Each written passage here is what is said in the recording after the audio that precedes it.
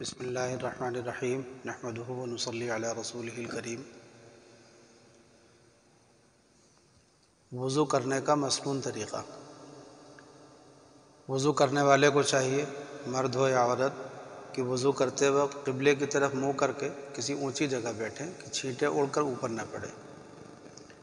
وضو شروع کرتے وقت بسم اللہ کہیں اور سب سے پہلے 3 دفعہ گٹوں تک ہاتھ دھو لیں، پھر 3 دفعہ کلی کریں اور مسواک کریں۔ اگر مسواک نہ ہو تو کسی موٹے کپڑے یا صرف انگلی سے اپنے دانت صاف کر لیں کہ سب میل کچیل ختم ہو جائے، اور اگر روزے دار نہ ہو تو غرغرہ کر کے اچھی طرح سارے منہ میں پانی پہنچائے، اور اگر روزہ ہو تو غرغرہ نہ کرے کہ شاید کچھ پانی حلق میں چلا جائے۔ پھر 3 بار ناک میں پانی ڈالے اور بائیں ہاتھ سے ناک صاف کرے، یعنی اپنی چھوٹی انگلی ناک میں لے جا کر کے اس کو ملے، اندر سے ملے، پھر اس کے بعد اس کو چھنکے۔ تو 3 مرتبہ ناک میں پانی چڑھانا اور 3 مرتبہ چھنکنا دونوں مسنون ہیں۔ لیکن جس کا روزہ ہو وہ جتنی دور تک نرم گوشت ہے اس سے اوپر پانی نہ چڑھائے۔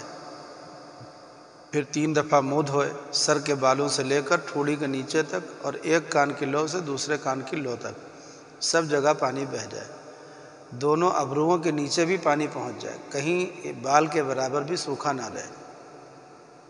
پھر 3 بار داہنا ہاتھ کوہنی سمیت دھوئے، پھر بایاں ہاتھ کوہنی سمیت 3 دفعہ دھوئے، اور ایک ہاتھ کی انگلیوں کو دوسرے ہاتھ کی انگلیوں میں ڈال کر خلال کر لیں۔ انگوٹھی، چھلا، چوڑی یا گھڑی اگر مرد پہنے ہوئے ہیں تو اس طرح کی جو چیز ہاتھ میں پہنے ہو اسے ہلا لیں کہ کہیں سوکھا نہ رہ جائے۔ پھر 1 مرتبہ سارے سر کا مسح کرے، پھر کان کا مسح کرے، اندر کی طرف کو کلمے کی انگلی سے اور کان کے اوپر کی طرف انگوٹھوں سے مسح کرے، پھر انگلیوں کی پشت کی طرف سے گردن کا مسح کرے، لیکن گلے کا مسح نہ کرے کہ یہ برا اور منع ہے۔ کان کے مسح کے لیے نیا پانی لینے کی ضرورت نہیں ہے، سر کے مسح سے جو بچا ہوا پانی ہاتھ میں لگا ہے وہی کافی ہے۔ اور 3 بار داہنا پاؤں ٹخنے سمیت دھوئیں، پھر بایاں پاؤں ٹخنے سمیت 3 دفعہ دھوئیں، اور بائیں ہاتھ کی چھنگولیے سے پیروں کی انگلیوں کا خلال کر لیں۔ اس کا بھی طریقہ یہ ہے کہ پیر کی داہنی چھنگولیے سے شروع کریں اور بائیں چھنگولیے پر ختم کر لیں۔ تو یہ مسنون طریقہ ہو گیا وضو کرنے کا۔ شروع میں بسم اللہ پڑھنا ہے، آخر میں دعا پڑھنی ہے، درمیان میں بھی ایک دعا پڑھی جاتی ہے، اللہم اغفر لی ذنبی ووسع لی فی داری وبارک لی فی رزقی، اور آخر میں پڑھتے ہیں اللہم اجعلنی من التوابین واجعلنی من المتطہرین، اور سورہ انا انزلنا یعنی سورہ قدر پڑھ لینا چاہیے، اور اسی طرح سے کلمہ شہادت بھی وضو کے درمیان پڑھ لینا بہتر ہے۔ یہ تو وضو کرنے کا طریقہ ہوا۔ اب اس کے بعد یہ بھی ضروری سمجھ لینا چاہیے کہ وضو میں 4 باتیں ایسی ہیں کہ اگر ان میں سے کوئی ایک بات نہیں ہوگی تو وضو نہیں ہوگا۔ وہ 4 چیزیں فرض کہلاتی ہیں۔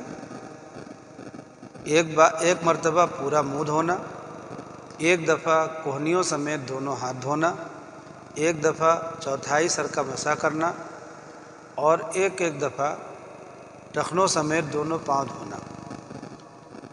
اتنی چیزیں فرض ہیں۔ ان میں سے اگر ایک بھی چیز چھوٹ جائے گی یا کوئی جگہ بال برابر بھی سوکھی رہ جائے گی تو وضو نہیں ہوگا۔ اور اس کے علاوہ کچھ چیزیں سنت ہیں، جیسے سب سے پہلے گٹوں تک دونوں ہاتھ دھو لینا، پھر بسم اللہ کہنا، کلی کرنا، مسواک کرنا، ناک میں پانی ڈالنا، ناک چھنکنا، سارے سر کا مسح کرنا، ہر عضو کو 3 مرتبہ دھونا، کانوں کا مسح کرنا، ہاتھ اور پیر کی انگلیوں کا خلال کرنا، یہ سب باتیں سنت ہیں، اور اس کے سوا کچھ اور باتیں ہیں وہ مستحب ہیں۔ اس میں ایک بات کا ایک مسئلہ یہ بھی ذہن میں رکھنا چاہیے کہ ترتیب سے وضو کرنا بھی سنت ہے، یعنی پہلے دایاں ہاتھ دھونا، پھر بایاں ہاتھ دھونا، پہلے چہرہ دھونا، پھر ہاتھ دھونا، پھر مسح کرنا، پھر پیر دھونا۔ اگر کوئی اس کا الٹا کام کر لے تو بھی، یعنی پہلے پیر دھو لے پھر مسح کر لے تو بھی اس کا وضو تو ہو جائے گا، مگر خلاف سنت ہے۔ اسی طرح ہر عضو کو دھونے کے بعد دوسرا عضو جلدی دھو لینا یہ بھی سنت ہے۔ اگر دیر لگائی یہاں تک کہ پہلا عضو سوکھ گیا، خشک ہو گیا، پانی اس کا سوکھ گیا پھر دوسرا عضو دھویا تو یہ بھی خلاف سنت ہے۔ اور خلاف سنت کا مطلب یہ ہے کہ اگر کبھی اتفاقاً ہو گیا تو کچھ حرج نہیں، لیکن اگر اس کی عادت ڈالے تو گناہ پڑتا ہے۔ ایسے ہی وقت آنے سے پہلے وضو کا سامان تیار کر لینا اور وضو کر لینا، استنجے وغیرہ سے فارغ ہو لینا، یہ بہتر ہے، بعض بزرگوں کا معمول رہا ہے۔ کچھ باتیں ایسی ہیں جو وضو میں مکروہ ہیں، ان میں سے ایک یہ ہے کہ دوسروں سے وضو کروانا اپنے کو، جیسے خادم سے کہنا کہ تم ہی پانی ڈالو، تم ہی ملو بدن کو ہمارے، تو جب تک مجبوری نہ ہو اپنے ہاتھ سے وضو کرے، کسی اور سے پانی نہ ڈلوائے، یا اگر پانی ڈلوائے تو ملوائے نہیں۔ اور وضو کرنے میں دنیا کی کوئی بات چیت نہ کرے، بلکہ ہر عضو کے دھوتے وقت بسم اللہ اور کلمہ پڑھے۔ اور پانی کتنا ہی زیادہ کیوں نہ ہو، یعنی دریا کے کنارے پہ کوئی آدمی ہو یا ٹوٹی لگی ہوئی ہے اور خوب پانی آ رہا ہو، لیکن تب بھی پانی ضرورت سے زیادہ خرچ کرنا مکروہ ہے اور گناہ بھی پڑتا ہے۔ اور نہ پانی میں بہت کمی کرے کہ اچھی طرح دھونے میں دقت ہو، نہ کسی عضو کو 3 مرتبہ سے زیادہ دھوئے اور منہ دھوتے وقت پانی کا چھینٹا زور سے منہ پر نہ مارے، نہ پھنکار مار کر چھینٹے اڑائے، اور اپنے منہ اور آنکھوں کو بہت زور سے نہ بند کرے، کہ یہ سب باتیں مکروہ اور منع ہیں۔ اور اگر آنکھیں بند کر کے اپنا چہرہ دھویا اور کچھ حصہ جو ہے وہاں پانی نہیں پہنچا تو اس سے وضو بھی نہیں ہوگا۔ ایک مسئلہ یہ بھی ذہن میں رکھنا چاہیے کہ جن اعضاء کو دھویا جاتا ہے ان اعضاء میں سے اگر کسی جگہ پر پینٹ لگ گیا ہے جس کی وجہ سے اس پینٹ کے نیچے پانی نہیں پہنچا، یا آٹا لگ کر کے سوکھ گیا تھا، یا ایسی کوئی چیز جس کی وجہ سے اندر پانی نہیں پہنچا، تو پھر وضو نہیں ہوتا، تو کسی نہ کسی طرح اس کو چھڑا کر کے ہی پڑھنا چاہیے۔ وضو کے بعد کی دعا تو ہم نے بتا دی ہے۔ وضو کر چکنے کے بعد بہتر یہ ہے کہ آدمی 2 رکعت نماز پڑھ لے، اگر کوئی اور وقت کسی اور نماز کا وقت نہیں ہے تو وضو کے بعد بھی 2 رکعت پڑھ لینا مستحب ہے۔ اس کو تحیۃ الوضو کہتے ہیں، حدیث شریف میں اس کا بڑا ثواب آیا۔ اسی طرح ایک مرتبہ وضو کر لیا تو جب تک وہ وضو ٹوٹے نہیں اس سے جتنی چاہے نمازیں پڑھ سکتے ہیں، کئی وقت تک وضو نہیں ٹوٹے تو کئی وقت کی نمازیں پڑھ سکتے ہیں اس سے۔ ایک مسئلہ یہ بھی ذہن میں رکھنا چاہیے کہ کسی کے ہاتھ پاؤں پھٹ گئے اور اس میں موم، روغن یا کوئی دوا بھر لی، تو اگر بغیر اس کے نکالے اوپر پانی بہا دیا تو بھی وضو درست ہے۔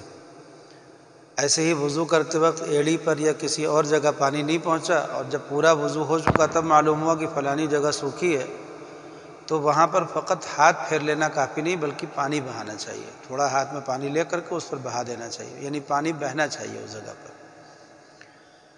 اگر ہاتھ یا پاؤں وغیرہ میں کوئی پھوڑا ہے یا کوئی ایسی بیماری ہے کہ اس پر پانی ڈالنے سے نقصان ہوتا ہے تو پانی نہ ڈالے، وضو کرتے وقت صرف بھیگا ہاتھ پھیر لے، اس کو مسح کہتے ہیں۔